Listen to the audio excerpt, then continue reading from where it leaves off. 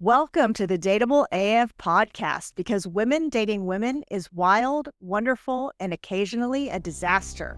I'm your host, Dr. Sarah Kyle, a therapist in private practice. And I'm your co-host, Rachel Howell, researcher extraordinaire.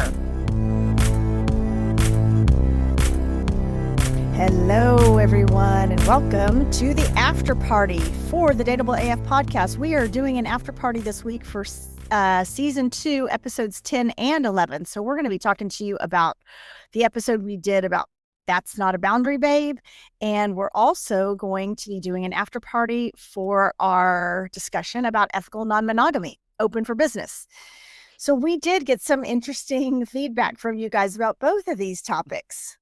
Well, so on the boundary one, I had an interesting discussion with, and she would like to be called Monique. She doesn't really like Monique or Veronica, but she's picking Monique. Okay.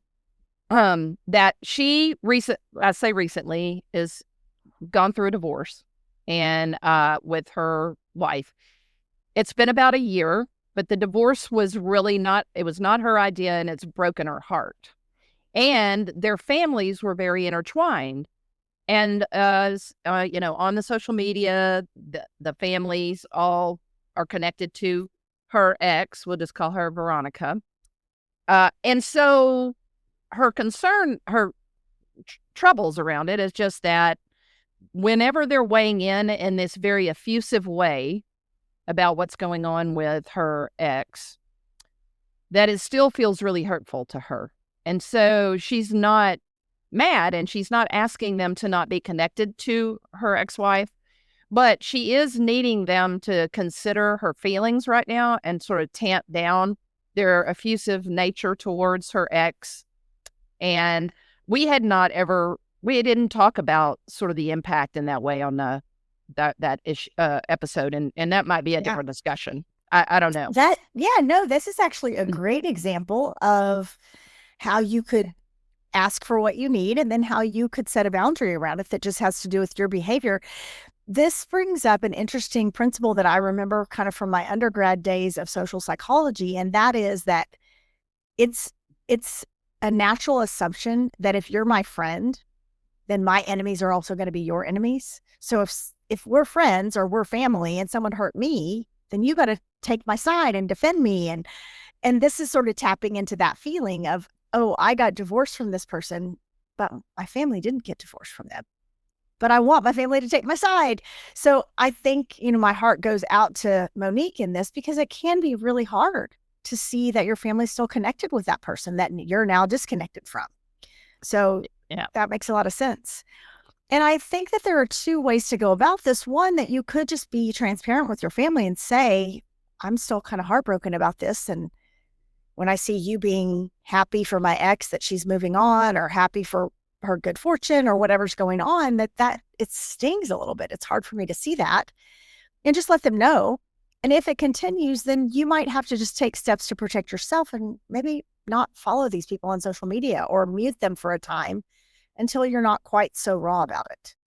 Right. I think those are both very good suggestions. And I don't think that you should shy away from telling your family members that your heart's broken, and that you're not asking them to not be friends with this person that they obviously love now, because she's been in the family.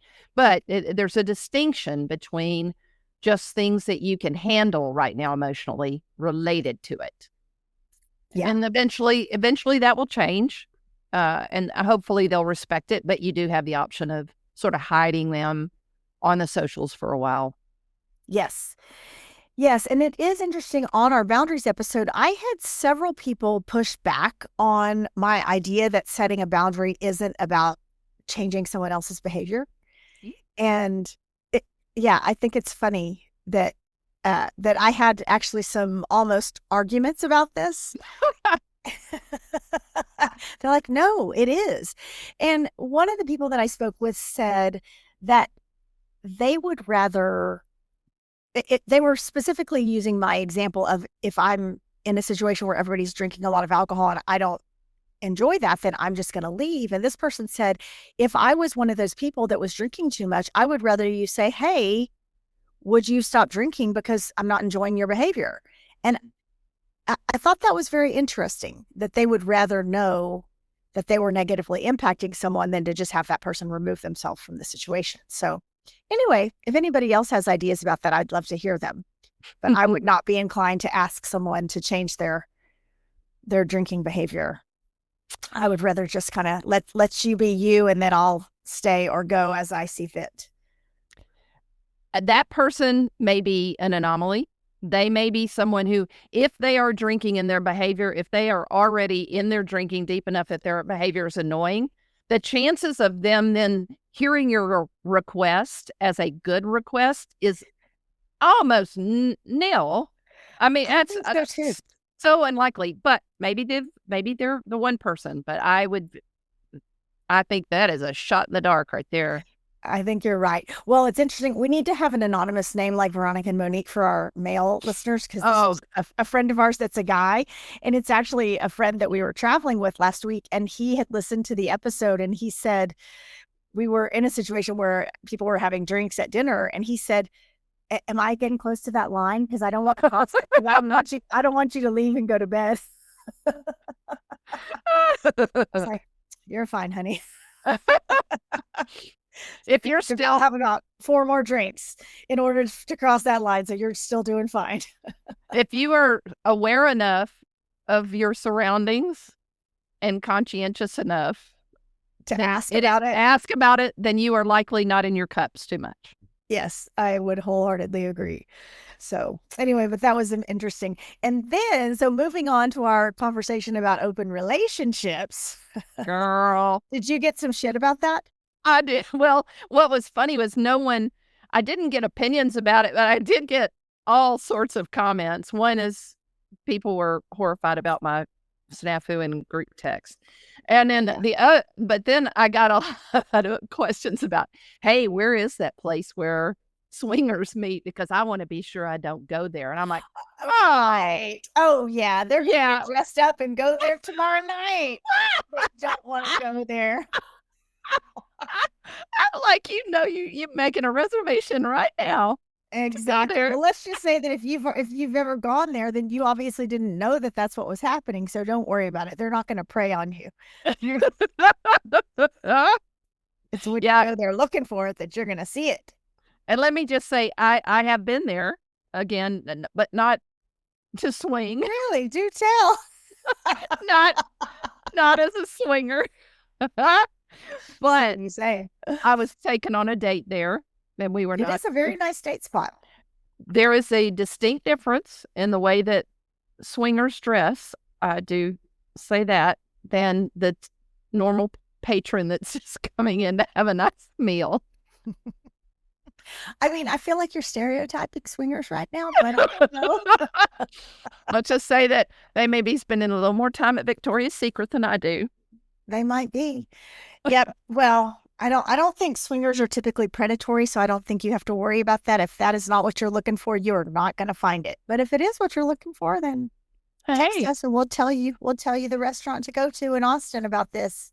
It's on the down low. Uh-huh. It's on the DL. That's right. When I was in my doc program, gosh, many years ago, I graduated 12 years ago.